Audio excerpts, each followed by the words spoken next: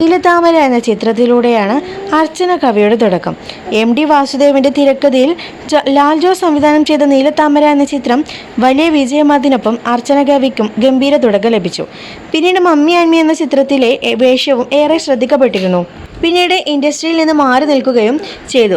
കളിക്കൂട്ടുകാരനും standup കോമഡിയനുമായ Abhish മാത്യുവുമായുള്ള വിവാഹമോചനവും എല്ലാം ജീവിതത്തിൽ അർച്ചനയ്ക്കേറ്റ തിരിച്ചടികളായിരുന്നു. അവിടെ നിന്ന് സീരിയലിലൂടെ തിരിച്ചുവരാൻ ശ്രമിച്ചിരുന്നുവെങ്കിലും കഴിഞ്ഞിരുന്നില്ല. ഡിപ്രഷൻ സ്റ്റേജുകളിൽ തരണം ചെയ്ത് മുന്നോട്ട് വരുന്നതിനെക്കുറിച്ചെല്ലാം പലപ്പോഴും അർച്ചന കവി പങ്കുവച്ച പോസ്റ്റ് സോഷ്യൽ മീഡിയയിൽ ശ്രദ്ധ നേടിയിരുന്നു.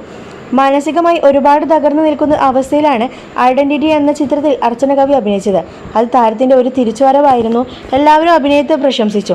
അതുപോലുള്ള മികച്ച വേഷങ്ങൾക്ക് വേണ്ടിയുള്ള കാത്തിരിപ്പിലാണ് ഇപ്പോൾ അർച്ചന കവി. അതിനിടയിൽ ഇതാ ജീവിതത്തിലെ ഒരു സന്തോഷം പങ്കുവച്ചെത്തിയിരിക്കുന്നു. മറ്റൊന്നുമല്ല, അർച്ചന കവിയുടെ പുതിയ വീടിന്റെ പാലുകാച്ചൽ കഴിഞ്ഞു. കവിയുടെ വീട് എന്ന ക്യാപ്ഷനോടെയാണ് പാലുകാച്ചലിന്റെ വീഡിയോ നടി പങ്കുവച്ചത്.